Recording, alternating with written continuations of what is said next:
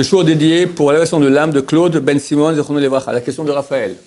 Si on fait une magouille, mais une magouille honnête, pas honnête un petit peu quand même à la base, mais ouais, on arrondit un petit peu, mais c'est honnête quand même à la base. Donc c'est honnête à la base, mais on arrondit un peu les angles. Un petit peu les angles. Voilà, alors je t'explique comment ça se passe.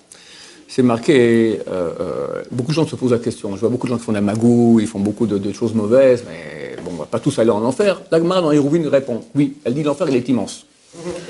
Il y a la place pour tout le monde. Pour tout le monde. Maintenant tu me dis, non mais à la base c'est honnête. D'accord? On a un peu arrondi les angles. Alors l'enfer, il est carré.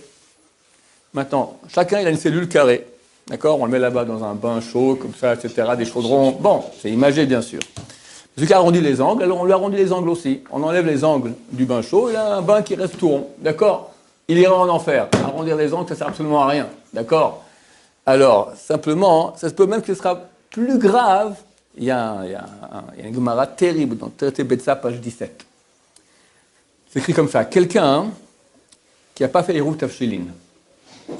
Eruv Tafshilin, donc si il y a une fête qui tombe un vendredi, et après il y a Shabbat, alors on ne peut pas cuisiner vendredi pour Shabbat, à moins qu'on ait commencé à cuisiner déjà, on a mis de côté un plat, le jeudi, qu'on appelle Eruv Tafshilin. Maintenant, quelqu'un, il n'a pas fait son Eruv Tafshilin.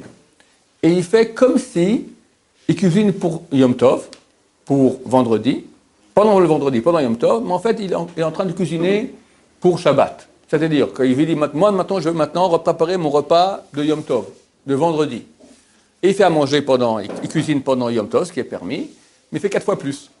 Comme ça, il a pour Shabbat, il a pour Yom Tov, mais aussi pour Shabbat, d'accord? Appelle Ma'arim, c'est-à-dire, il fait une combine, une magouille. Quel est le statut de cette nourriture? On peut la manger, oui ou non? La Gemara amène une preuve qu'il peut la manger. Pourquoi? C'est marqué que si il a cuisiné sans faire le hirouf, ce qui est interdit, néanmoins, le résultat de ce qu'il a fait, de façon interdite, on peut le manger. La Gemara dit non, on refuse cet argument. Pourquoi? Parce que quelqu'un qui fait exprès de cuisiner de façon interdite le vendredi, son cas est moins grave que celui qui fait comme si. Il dit, moi, attends, je cuisine pour le vendredi. Puis en fait, il rajoute beaucoup pour Shabbat. On appelle ça un magouilleur. Le magouilleur, d'après le Chazal, il est plus grave que celui qui fait exprès de pécher. Pourquoi? Parce qu'il se dit, Rashi amène 3 raisons. 1, il ne fera pas de tchouva. Il dit, bon, c'est pas grave, à la base, c'était bien. Le magouilleur qui ment le menteur au téléphone, d'accord, c'est un mensonge de A à Z, un jour, il fera de tchouva. Celui qui se dit, bon, à la fin, 3/4, c'était vrai, j'ai un peu arrondi les angles, d'accord, il dit, ça va très bien, il ne fera pas de tchouva. Deuxièmement, les autres apprennent de lui. Parce qu'ils voient qu'il fait comme ça, il ne faut pas de tchouva. Donc c'est un exemple. Si c'est un rachat, tout le monde sait que c'est un menteur, ils ne vont pas apprendre de lui. Mais si à la base c'est bien, puis on arrondit un peu, les gens apprennent.